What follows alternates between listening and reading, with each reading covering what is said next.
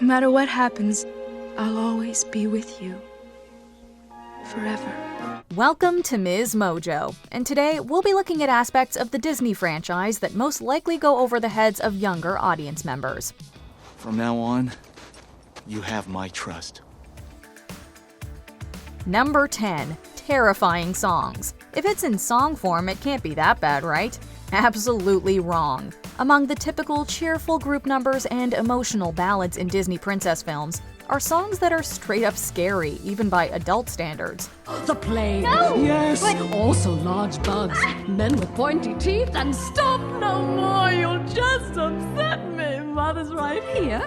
They're often performed by a villain, no surprise there, and feature surprisingly dark themes. Ursula manipulates Ariel into giving up her voice and eventually her freedom. Mother Gothel strikes fear into Rapunzel, and Gaston manages to convince a whole mob to attempt murder. Massive paws, killer claws for the thief. Oh. Hear him roar, see him foam, but we're not coming home till he's dead. Good and dead! While kids can pick up on the spooky vibes, the true horror of what is being described probably goes over their heads. Older viewers, however, can appreciate just how sinister these tunes are. Yes, I've had the odd complaints, but on the whole, I've been a saint. To those poor unfortunate souls. Number 9. Inspiration for Tiana, The Princess and the Frog. You need a napkin, sweetheart? I'm gonna work a double shift tonight. Here you hotcakes. You know, so you can save for your restaurant. I know. Girl, all you ever do is work.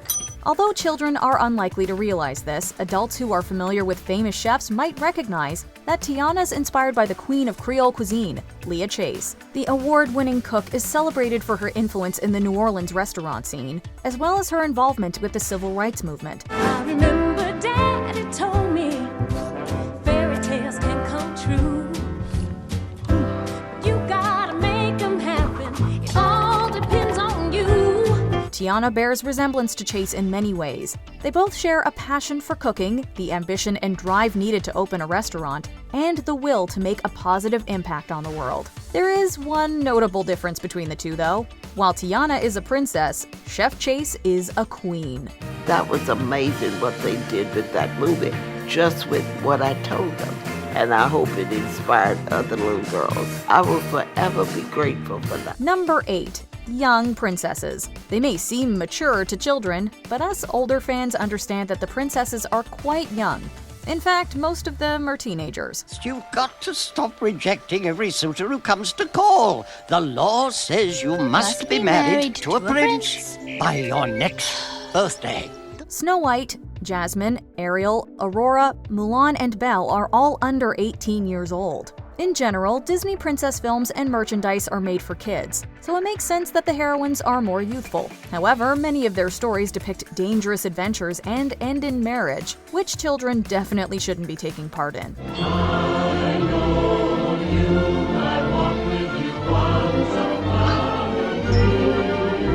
On top of that, the princesses under 18 don't necessarily look or act their age. Most of them come across as women in their early 20s, which is kind of creepy when you think about it. I never realized how incredibly handsome you are. Number 7. Mulan's Other Fate, Mulan. You'll bring honor to us all. Mulan, what's this? Notes? In case I forget something? While kids may not understand that the bulk of Disney princess films are adaptations of previously existing tales, adults are more likely to be familiar with their source material. The 1998 film Mulan is one of many adaptations inspired by the ancient Chinese legend of Hua Mulan. Have to bring her home with a medal to get back in the temple. Wait a minute, that's it! I'll make Mulan a war hero and they'll be begging me to come back to work. That's the master plan! Although the first written recording of the myth concludes with a happy ending similar to the one in Disney's film, not every version ends on a high note. In the 17th century novel titled Romance of Sui and Tang Dynasties, Mulan's father dies before she returns from war. Father, I brought you the sword of Shan Yu and the crest of the emperor. The heroine is nearly forced into becoming a concubine, but instead takes her own life. Adults may appreciate this darker conclusion, but it's definitely not suitable for the kiddos. Number 6. The Looming French Revolution, Beauty and the Beast. According to Disney's version of the French fairy tale, Belle and her prince live happily ever after.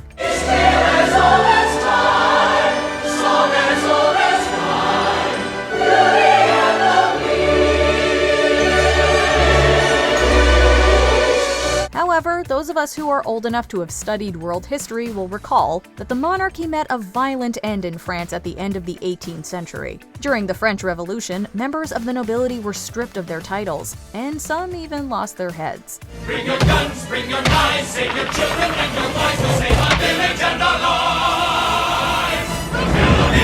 Although it's not explicitly stated, clues indicate that Disney's adaptation is set in the mid-18th century. The original fairy tale was published in 1740, and costumes from the 2017 live-action version are inspired by wear of the time.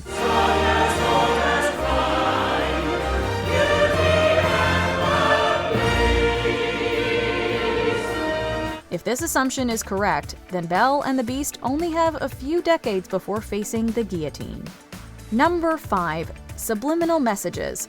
Although Disney princess films are generally made for children, they do include the occasional raunchy joke. For example, in the 2013 hit Frozen, a portion of Anna and Kristoff's dialogue riffs on the sexually charged saying size doesn't matter. What's his favorite food? Sandwiches. Best friend's name? Probably John. Eye color. Dreamy. Foot size? Foot size doesn't matter. In Aladdin and the King of Thieves, the genie quips about honeymoon activities. I thought the Earth wasn't supposed to move until the honeymoon. Aside from these intentionally included innuendos, some viewers allege that Disney films are full of subliminal messages. One infamous claim can be found on the original VHS cover of The Little Mermaid, which is said to contain phallic imagery. Another example comes from a promotional image for 2010's Tangled, in which Rapunzel's hair supposedly spells out sex. These examples are probably unintentional and pretty obscure. It's unlikely that kids would spot them. Concubines.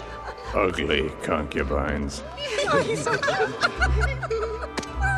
Number 4. Mulan and Shang's relationship. Mulan. Romance is a key component in most Disney princess films. Thanks to society's historically heteronormative standards, the so-called princesses are typically paired with male love interests. When we're through, boys will gladly go to war for you.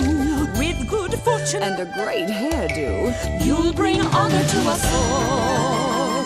When it comes to Mulan and Shang's relationship, however, there are obviously some queer undertones. Mulan undermines traditional gender roles by posing as a man and joining the army. How about a girl who's got a brain, who always speaks her mind? Nah. Technically, the romance between Mulan and Shang doesn't begin until after Mulan is revealed to be a woman, but it's clear Shang is initially drawn to Mulan's male persona, Ping, with the two having chemistry from the start. Ping, you are the craziest man I've ever met. And for that, I owe you my life. Kids may not initially recognize that the couple is legible as queer, but for older viewers, the possibility is there for interpretation. Number 3. The romanticization of Pocahontas. Pocahontas. Those of us old enough to have a basic knowledge of American history know that the Disney adaptation of this story includes quite a number of historical inaccuracies. For instance, the titular character was probably around 10 years old when she first met John Smith, which makes their romance highly unlikely. Pocahontas. What? What did you say? My name is Pocahontas. It's also improbable that Pocahontas' rescue of the explorer happened the way he reported it. It's more likely he misunderstood his involvement with a ritual that included the young girl, or else made it up. My daughter speaks with the wisdom beyond her years. We have all come here with anger in our hearts, but she comes with courage and understanding. On top of all that, the film's presentation of Native Americans as exotic and pseudo-magical is pretty offensive. The flick may be enjoyable as a fictional tale, but as adults, we know there's a lot wrong with it. And we are all connected to each other in a circle, in a hoop that never ends. Number 2. Tiana's impact. The Princess and the Frog. If you make a wish on the evening star, it's sure to come true. Well, you wish on that star, sweetheart. Yes, you wish and you dream with all your little heart. Tiana made history in 2009 as the first Black Disney princess. Even if kids aren't explicitly aware of her impact, the representation she brings is significant. On top of being a strong-willed and aspirational role model, she continues to be one of the few women of color in the franchise. Even though her inclusion is a big step forward for Disney, it's been met with a fair amount of backlash.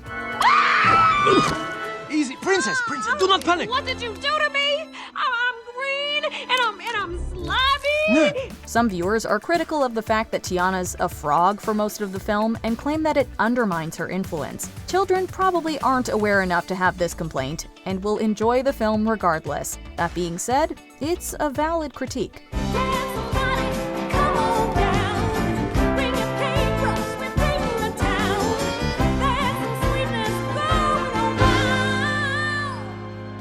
Before we continue, be sure to subscribe to our channel and ring the bell to get notified about our latest videos. You have the option to be notified for occasional videos or all of them. If you're on your phone, make sure you go into your settings and switch on notifications. Number 1. Well-adjusted princesses. We have no idea how these princesses are so mentally stable after all the traumatic events they've endured.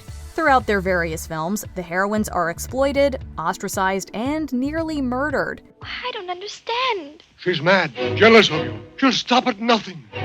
But who? The Queen. The Queen? Not quick, child. Run! Run away! Most of them have deceased parents or abandonment issues. Practically all of them encounter life-threatening danger and witness violence. Many are also taken advantage of by other characters. For example, Cinderella's stepmother forces her into servitude, and Mother Gothel keeps Rapunzel hostage in order to use her magical locks.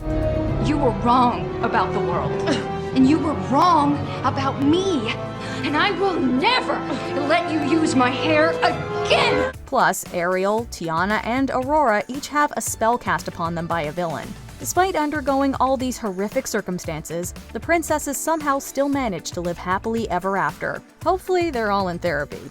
And now for the million-dollar question. Do people assume all your problems got solved because a big, strong man showed up? Yes! What is up with that? She is a princess! Do you see the Disney princesses differently as an adult than you did as a kid? Let us know in the comments below. Well, I waited this long. Do you agree with our picks? Check out this other recent clip from MsMojo. And be sure to subscribe and ring the bell to be notified about our latest videos.